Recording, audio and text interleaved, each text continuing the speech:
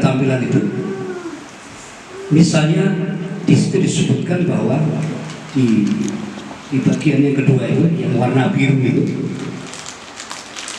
jadi bahwa yang disebut dengan fiqhul muamalah itu adalah ma'rifatul ahkam syar'iyyatil amaliyatil muta'allaqati bil muamalatil maliyah. Bahwa pemahaman tentang persoalan muamalah itu berarti adalah sebuah pengetahuan hukum agama yang bertalian dengan masalah al-maliyah, keuangan atau moneter, wal usra, keluarga, wal qada, dan peradilan, wal jinayah, kriminalitas, wal uqud, dan persoalan-persoalan yang berkaitan dengan transaksi al-uqud. Nanti yang kita bicarakan adalah satu poin dari sekian yang disebut tadi, yaitu yang berkaitan dengan al-uqud. Oleh karena itu, maka kemudian dalam pengertian di baris pertama, sengaja saya balik, itu saya ingin menggambarkan kepada kita semua bahwa sekali lagi muamalah itu bukan sekedar persoalan tijarah atau buyut atau maliyah, tapi sesungguhnya adalah lebih luas dari itu. Kemudian untuk supaya kita punya pijakan bahasa sebenarnya, kalau kita bicara tentang muamalah, kita fokuskan pada persoalan buyut atau mungkin maliyah atau mungkin disebut dengan tijarah, itu tidak salah, karena kita berarti berbicara satu bagian dari sekian unsur muamalah itu sendiri. Di warna hijau itu ada catatan al-mu'amalat dalam kurung al-fiqh al-ahkam syariah, adalah pemahaman tentang hukum-hukum agama, awil qanuniyatil muta'alliqah bi amrin dunyawi, atau al-qanuniyah. Qanuniyah itu bisa diartikan, kalau dalam istilah sekarang itu apa istilahnya, pokoknya ini perundangan gitu. Jadi qanuniyah, jadi hal-hal yang berkaitan dengan perundangan. Perundangan apa itu? Bi amrin dunyawi, yaitu terkait dengan persoalan kedua. Seperti apa? Al-bai', seperti jual beli. Syira, berarti begini. Al-bai' itu kita artikan jual, asyira itu kita artikan membeli. Maka kal-bai' wa syira berarti seperti jual beli. Wal ijarah, dan seperti sewa menyewa, wa nahwiha, dan sebangsanya. Artinya apapun yang berkaitan dengan persoalan tijarah, berkaitan dengan persoalan transaksi, itu bisa dikategorikan sebagai muamalah. Dengan demikian kita mendapat gambaran bahwa di antara persoalan muamalah itu adalah masalah-masalah yang berhubungan dengan persoalan transaksi, atau dalam bahasa yang umum jual beli atau bisnis, begitu Pak. Ini yang pertama. Kemudian yang kedua, di slide berikutnya.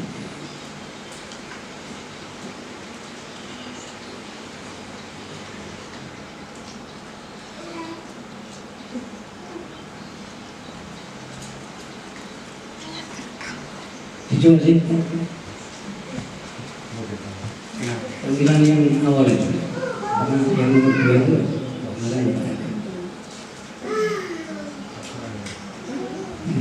maaf sambil ini. Pembahasan berikutnya sengaja saya ingin menyampaikan tentang yang nomor 2. Kalau dalam istilah sekarang apa yang disebut dengan konstruksi hukum, karena begini, terutama dalam persoalan-persoalan yang sifatnya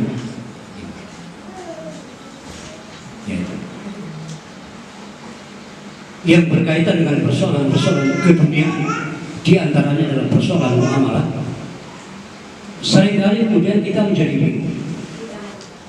Bahkan ada kesan Kalau kita berbicara persoalan muamalah itu, bisnis, ada seperti dikesankan bahwa ini sesuatu yang rumit, gitu. Sehingga ya kalau di perguruan tinggi memang itu pembahasan itu diperpanjang karena sesuai dengan SKS. Padahal sebenarnya kalau kita mau ringkas gitu, tanpa mengurangi esensi yang sebenarnya, persoalan muamalah itu seperti yang tertulis asalnya adalah boleh. Artinya apa? Kalau masalah muamalah itu pada asalnya boleh, maka berarti nanti tinggal kita mencari apakah, katakan misalnya sebuah transaksi ada model baru misalnya. Kemudian kita tinggal mencari apakah transaksi yang model baru ini dilarang oleh agama satu, atau yang kedua, apakah transaksi ini bertentangan dengan prinsip-prinsip agama atau tidak. Tinggal begitu sebenarnya. Jadi tidak serumit yang dibayangkan oleh orang, apalagi serumit yang dibayangkan ketika kita kuliah di fakultas ekonomi. Tidak sulit itu. Ulama, kalau saya berbicara tentang ulama itu bukan berarti kemudian kita ingin taklid kepada mereka, tapi bagaimanapun kita harus berterima kasih kepada para ulama karena melalui mereka kita memperoleh gambaran utuh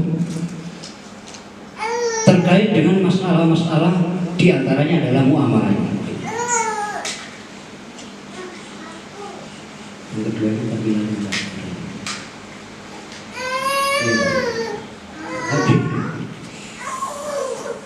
ya, seperti yang saya sampaikan tadi bahwa persoalan muamalah itu asalnya boleh. Ini sesuai dengan pemikiran secara umum bahwa Nabi itu diutus adalah dalam kerangka untuk menjelaskan persoalan-persoalan ibadah. Sehingga kalau kita berbicara dengan persoalan ibadah, maka pada asalnya ibadah itu tidak boleh kita lakukan terlebih dahulu sebelum ada contoh atau keterangan dari agama. Jadi terbalik. Kalau persoalan ibadah itu kita harus mengacu pada dalil, ada dalil yang membolehkan atau tidak.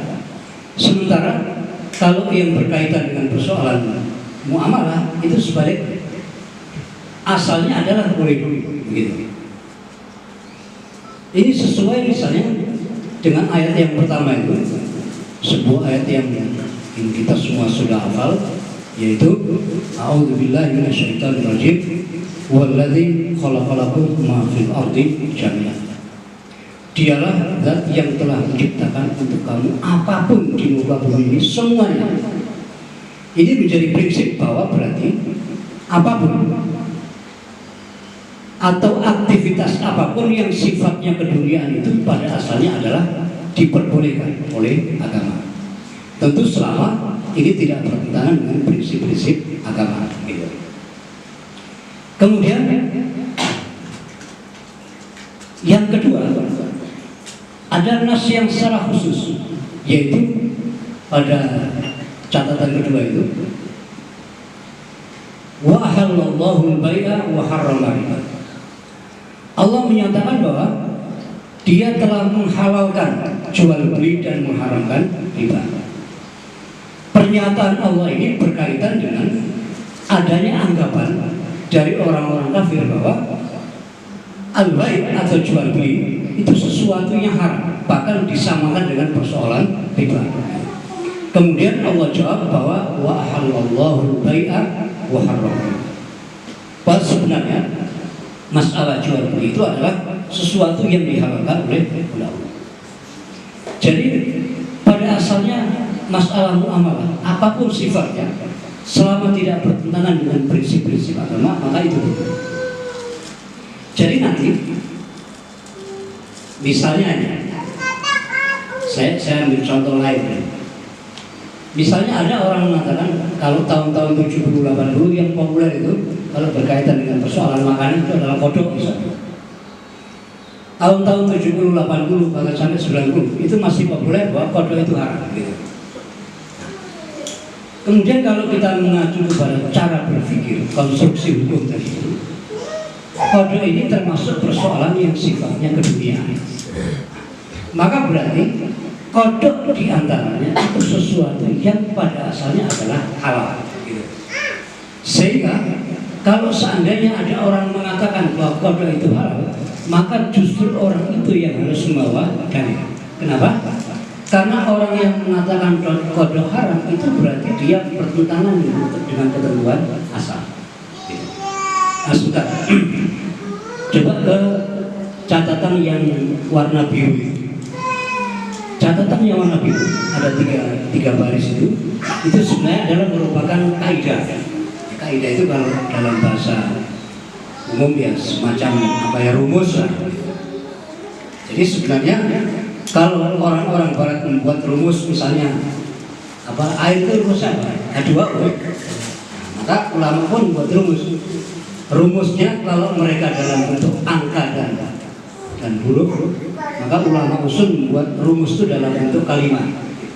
Jadi sama-sama rumusnya, hanya beda pola saja. Sehingga Profesor Zuhal yang mantan menteri PLN ya, zaman Presiden SBY, beliau itu kan anaknya Ustaz kami, Jadi ketika datang ke pesantren menyampaikan kepada kami bahwa sebenarnya antara kami dan saudara-saudara, maksudnya waktu kita di pesantren itu sama. Kalau saya menghitung angka, karena dia orang teknik, dia menghitung angka. Tapi kalau saudara, maksudnya kami yang di pesantren itu, saudara itu menghitung kalimat. Artinya kalau dia berbicara tentang angka-angka, kita berbicara tentang rumusan-rumusan dalam bentuk kalimat, seperti yang di warna biru itu. Rumusan itu diantaranya menyatakan bahwa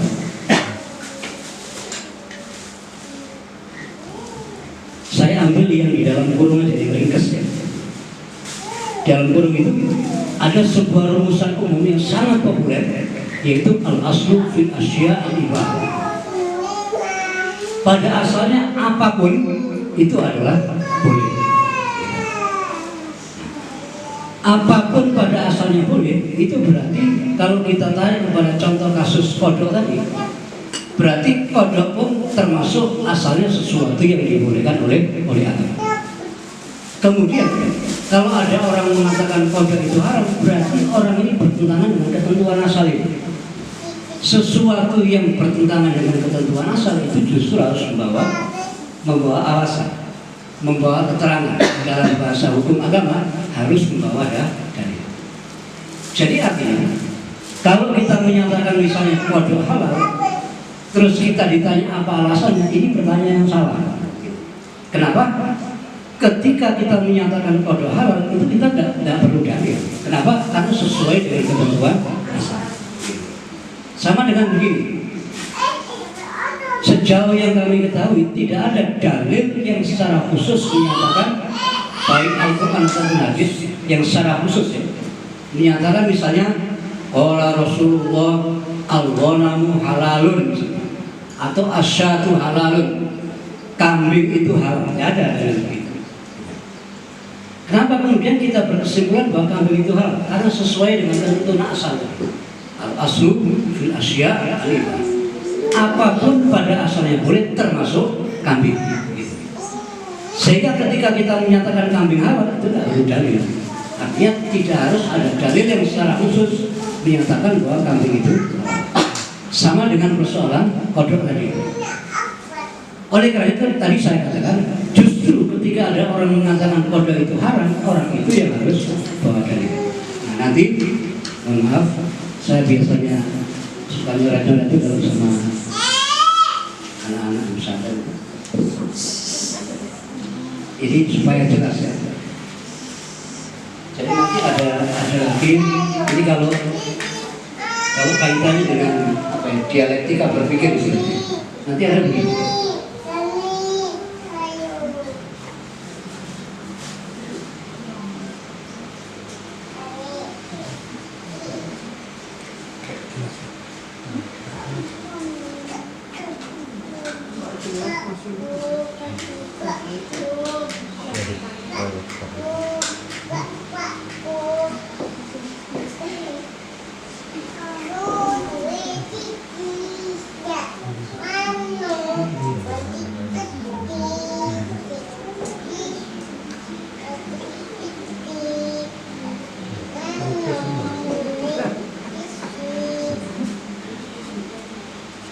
Al-Mutsbitu yutolak berdalil. Orang yang menetapkan sesuatu itu dituntut dalil. Jadi ketika ada orang mengatakan qada haram, orang itu yang harus bawa dalil. Sebaliknya an-nafi yang menafikan, dalam contoh kasus kita tadi berarti orang yang menyatakan qada tidak haram, gitu. Itu an-nafi, menafikan, menidakkan. Orang yang menafikan, menidakkan sesuatu, itu la yutolak, tidak dituntut. Berarti orang yang menyatakan qada haram, dia yang justru harus bawa. Dan apa dalilnya bahwa qada itu haram? Sementara ketika kita menyatakan qada tidak haram, itu kita tidak dituntut. Artinya tidak perlu dari secara khusus yang mengatakan bahwa qada itu tidak haram. Begitu di antara cara berpikir hal-hal yang berkaitan dengan persoalan keduniaan. Sehingga nanti ada rumusan secara khusus di nomor 2 itu. Nomor kecil.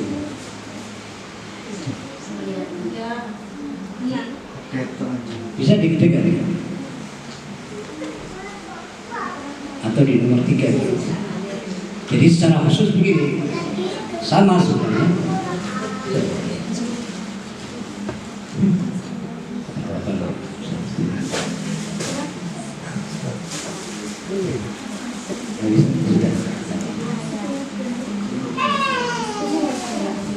Ya. Di nomor 3 al-aslu fil uqud wal muamalah, itu asih. Pada asalnya hal-hal yang berkaitan dengan al-uqud. Al-uqud itu transaksi. Ya, kita bisa artikan bisnis lah, gitu kan. Jadi dengan kata lain berarti sistem apapun sebuah bisnis gitu. Wal muamalah diperkuat lagi, dan persoalan-persoalan muamalah itu pada asalnya adalah asih. Asih itu berarti sah. Sah itu berarti maksudnya adalah boleh. Nah, kenapa kemudian kaidah ini memakai kalimat atau kata asih? Karena sah itu begini maksudnya. Sah itu berarti secara hukum dia punya konsekuensi logis, berarti sebuah transaksi yang notabene sah itu berarti punya konsekuensi hukum adalah itu ada di bawah itu juga gitu. Jadi maksudnya ada mutarat bi athari syar'an dengan milki awil hil. Jadi maksudnya kalau dikatakan sah itu artinya al-milk, status kepemilikannya juga sah. Gitu. Nah, oleh karena status kepemilikannya sah, maka berarti al-hil memanfaatkan sesuatu yang sudah menjadi hak milik itu juga menjadi haram. Itu yang dimaksud dengan sah.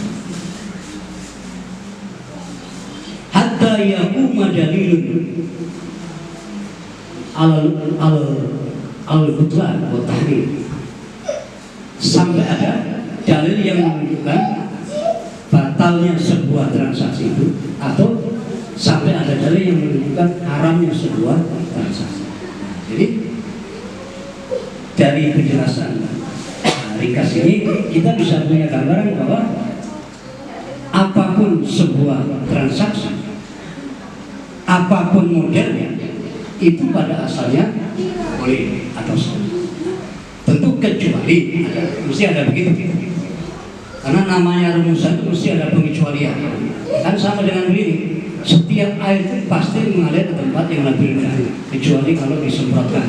Itu mesti ada begitu. Jadi ada perkecualian. Transaksi apapun sekali lagi itu pada asalnya adalah boleh, kecuali kecuali dia melanggar larangan-larangan agama.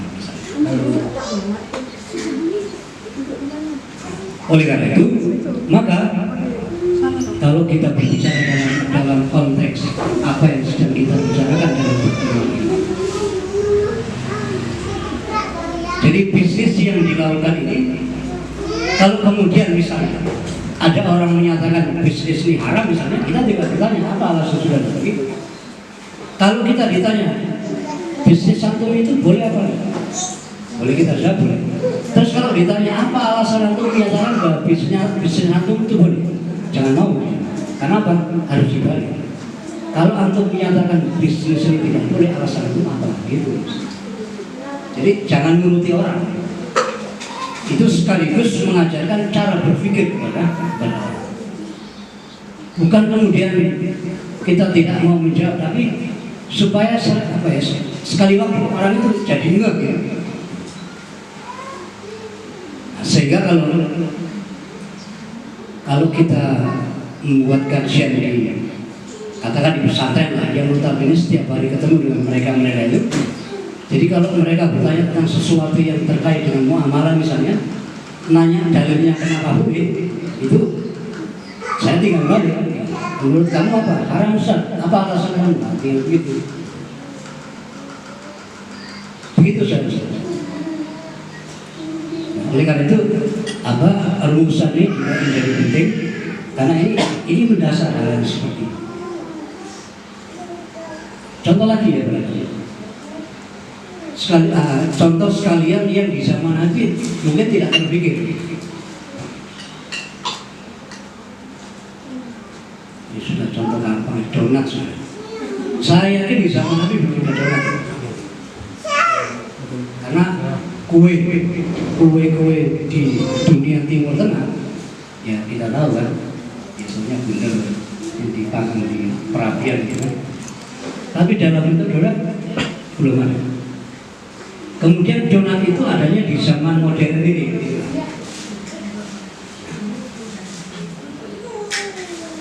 Donat yang notabene di zaman Nabi belum pernah ada dan adanya pada zaman yang modern ini, kita tidak pernah mempersoalkan apa alasannya kita boleh makan donat. Kenapa? Karena memang pada asalnya ini adalah persoalan dunia yang notabene pada asalnya boleh. Sehingga kita tidak perlu dan tidak harus mencari dalil yang secara khusus menyatakan bahwa Nabi aduna itu halal, tidak perlu. Jadi meskipun Nabi tidak secara khusus pernah bersabda tentang donat, kita bisa memastikan bahwa donat itu halal. Kenapa? Aslu fil asya'i walladzi khalaqakum ma fil ardi jami'an. Nanti ada lagi dalil pada poin-poin berikutnya di nomor yang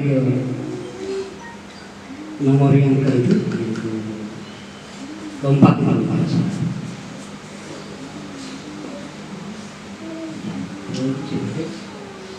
Ya, yang keempat ya.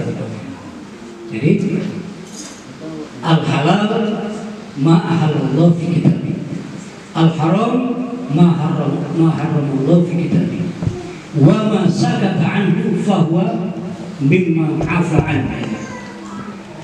Jadi halal itu adalah sesuatu yang diharamkan oleh Allah dalam kitabnya Al-Quran. Haram itu adalah sesuatu yang diharamkan oleh Allah di kitabnya itu Al-Quran. Ya, halal dan haram itu sudah dijelaskan. Tapi haram jelas. Dan di akhir hadis itu dikatakan wa ma sakata an, dan apapun yang didiamkan, artinya tidak disinggung-singgung oleh agama, baik oleh Quran ataupun hadis, itu berarti fahuwa mimma afa'an. Dia termasuk sesuatu yang dimaafkan. Artinya Allah maafkan.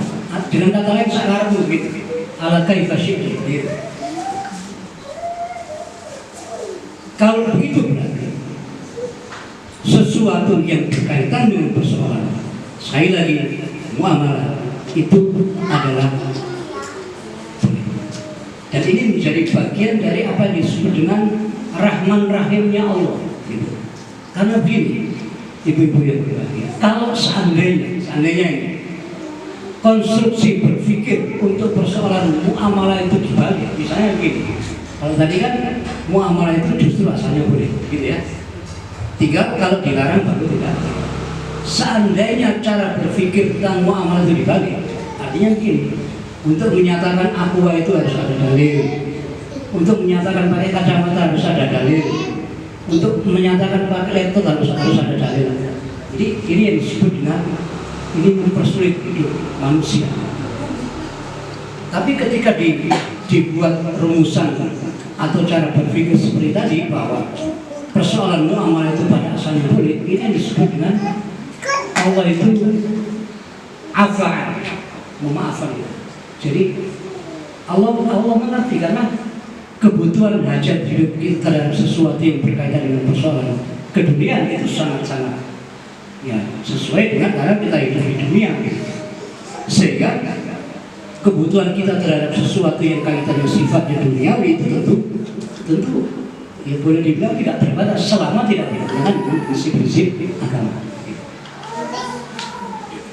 Di yang terakhir saya baca akhirnya aja ya, karena terkait waktu. Setelah koma yang terakhir itu ada kalimat begini. Wasakata an asya, wasakata an asya, dan Allah mendiamkan tentang segala sesuatu. Itu berarti rahmatun bikum. Itu adalah merupakan rahmat untuk kamu. Artinya Allah tidak mengharamkan HP, Allah tidak mengharamkan sapi, Allah tidak mengharamkan donat, Allah tidak mengharamkan rawon. Itu yang dimaksud dengan sakata anji, itu rahmat. Oleh karena itu fala tabhasu anha, maka kamu jangan membahasnya. Artinya jangan dicari-cari. Kira-kira apa ya, rawon itu boleh apa enggak ya? Apa alasannya? Ini di samping mencari-cari juga belum mengerti konstruksi berpikir tadi. Nah, jadi dengan kata lain, oleh karena prinsip muamalah itu pada asalnya diperbolehkan oleh Allah Subhanahu wa Ta'ala, maka kita tinggal mencari alasan yang membuatnya haram. Sehingga ketika ada orang menyatakan apa yang kita lakukan itu haram, maka kita justru harus balik bertanya kepada orang itu, apa alasan antum mengatakan bahwa apa yang kami lakukan itu haram? Karena tadi al-muhdith yutalabu, orang yang menetapkan sesuatu itu justru dituntut, dan sementara kita menyatakan ini tidak haram, itu la yutalabu tidak. Gitu. Nah, dari cara berpikir ini maka gampang jadinya persoalan. Jadi ditakdir nanti tahun berikutnya ada sistem baru dalam sebuah bisnis, kita tidak lihat ini bertentangan dengan agama, tinggal begitu. Artinya tidak harus itu kemudian diseminarkan di kelas-kelas doktoral, tidak harus. Jadi sebenarnya ulama-ulama kita apa ya, memudahkan kita semua untuk berpikir. Ya, tetapi bahwa kuliah itu memang begitu ya, memang sesuai dengan SKS ya. Kalau mau dibuat ringkas ya perlu ada hitungan SKS ya.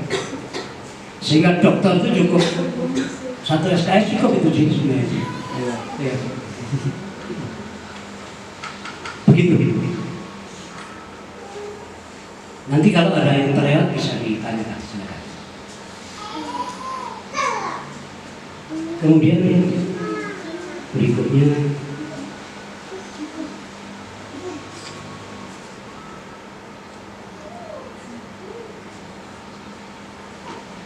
ya, itu sekedar untuk ini saja supaya kita apa ya,